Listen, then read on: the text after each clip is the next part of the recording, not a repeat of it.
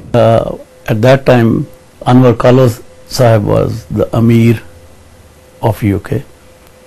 I received a call from Anwar Kalos Sahib late in the night, very late in the night, that there is a emergency meeting being called of Amla, and as I was member of the Amla, he said that every member should attend that meeting at Fajr time in order to discuss certain matters about the Jamaat.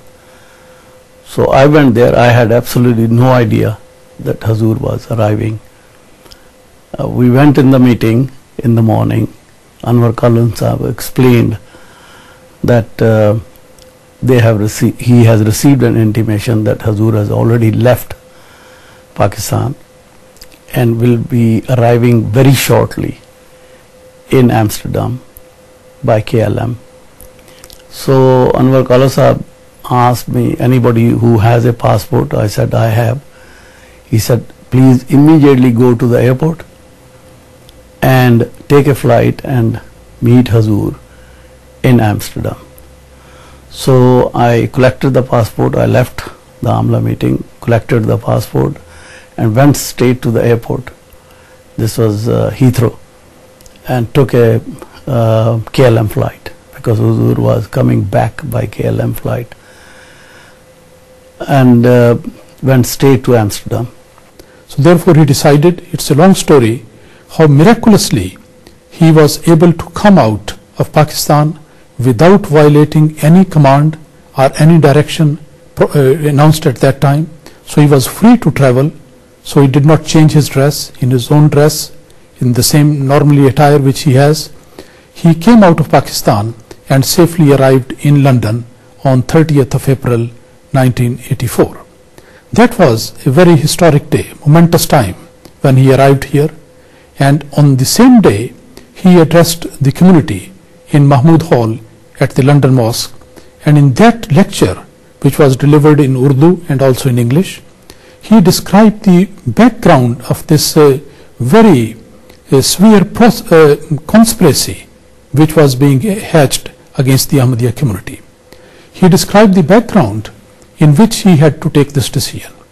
He gave all the details and described that a very ignoble conspiracy has been hatched against the community, and they actually wanted to arrest the Khalifatul Masih and to, God forbid, to hang him, and in that way they would try to destroy the whole institution of Khilafat, not only in Pakistan, but render the whole community without any spiritual leadership. So that was a very ill-founded and ill-conceived idea. But Allah Almighty, who is always protecting the community, He helped the Khalifatul Masih and guided him to take that decision. So he arrived here. So the Jamaat could not, the Pakistan government could not do anything at all. It is mentioned that when the then Dictator General Ziaul Haq, he came to know that Hazrat Khalifatul Masih IV Rahimahullah Ta'ala, Hazrat Mirza Tahir Ahmad Sahib, he is not in Pakistan and he has left. He came here. He became extremely furious, extremely upset. But the enmity that he had against the community and the opposition, that continued. Although the regulation was very strict, very difficult, it made the life of the Ahmadis in Pakistan very difficult. It was a very obnoxious type of persecution which was carried out against the community in Pakistan at that time. I just want to give you one example, that as the head of the so-called Muslim state of Pakistan, General Ziaul Haq sent a message to Khatm-e-Nubuwwat conference in 1985. The conference was held here. It is not customary that the head of the country should ever be sending messages to all the conferences. But as he was very adamant that he is going to persecute the community, and he wanted to see that this Ordinance 20 is actually enforced in letter and spirit according to his wishes, therefore he decided to send a message. And the ambassador of Pakistan, or the High Commissioner of Pakistan, he was forced to read out that message in that meeting of Khatm-e-Nubuwwat held in London. In that message, the President of Pakistan, General Ziaul Haq, he mentioned, in the last few years, in particular, the government of Pakistan has taken several stringent administrative and legal measures to prevent the Qadianis from masquerading as Muslims and from practicing various Shair-e-Islami. And then he said, we will inshallah persevere in our effort to ensure that the cancer of Qadianism is exterminated. Just look how inappropriate is the use of the word inshallah here. He is saying, God willing, we are going to exterminate the cancer of Qadianism, while the truth of Ahmadiyyat is the will of God. Who can exterminate that? Who can destroy that? Who can finish that? Nobody can do it. So the will of God is there that the Ahmadiyyat should progress, and that was bound to happen, and that's happening. But anyway, this is the extent of the enmity of the General Zia at that time. Then after that, he started with his work. He immediately went around and used the office and worked as usual to organize the Jamaat and to look after the affairs of the Jamaat. When we got this news that Hazur is reached London, I must say there was a wave of happiness. People were very happy. All Ahmadis were so pleased and so happy that some of the Ahmadis, I remember, they distributed sweets, because the presence of Hazur in Pakistan, as the intentions of the government were known to everybody, that this government is going to do something to Jamaat, or maybe Hazur's may be arrested. Some of the people thought that he might be arrested, so that they can stop Khilafat working. This was a general impression. تو اس میں میں ایک اور چیز بتاتا جاؤں کہ جب یہ 26 اپریل 1984 کو آیا اور 28 اپریل کو حضرت خلیفۃ المسیح رابع رحمہ اللہ نے مشورہ کر کے پاکستان سے ہجرت فرمائی. یہ عام لوگوں کے ذہن میں اٹھتا ہے کہ سوال کہ حضور کی نے ہجرت کیوں فرمائی جبکہ باقی احمدی رہ رہے ہیں اور حضور نے ہجرت فرما لی.